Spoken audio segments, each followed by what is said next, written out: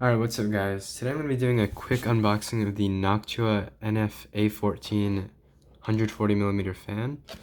So this is, I think it's static pressure optimized, so this is better to put on radiators, but it'll also work as an airflow fan. So square frame, 1500 top speed. Let's check. The max airflow is 140 meters cubed. Okay. And this is scope of delivery. That's basically just what comes in the box. 6-year warranty. Let's check it out. So the box is really nice, as you'd expect from a Noctua product. Shows the explanation of the flow channels, I guess. We don't know if that actually helps, but apparently it does. You can see the actual fan itself, accessories. Yeah, we'll check those out now. Get this open. Okay, so you get your manual and warranty information in there. Throw that to the side. Here's the actual fan. So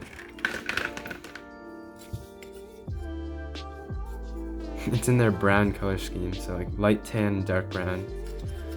Not everyone's taste, but it works in some. If you don't care about your looks, if it's all for performance, you go Noctua.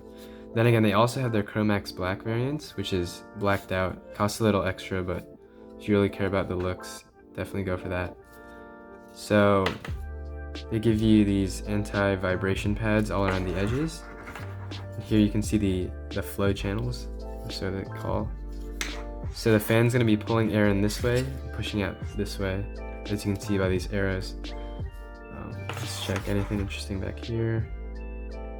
Metal bearing. And I've known with using these fans that these cables are not too long, so I think they really do expect you to put it on a radiator, where you just plug it into the fan splitter that comes off of the pump or whatever.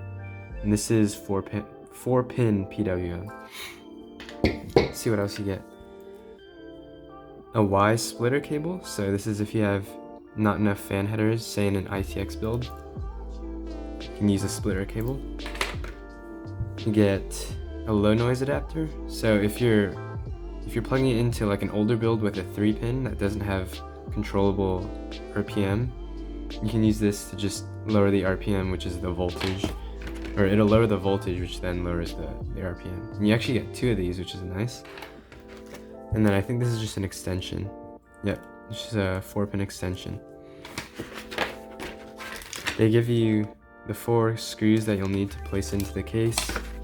And they're patented, I guess, like screwless anti-vibration design, where you can use these instead of screws to put into the fan slot.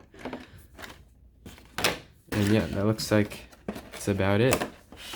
So thanks for watching. Hopefully that was helpful to anyone, and I'll catch you in the next video.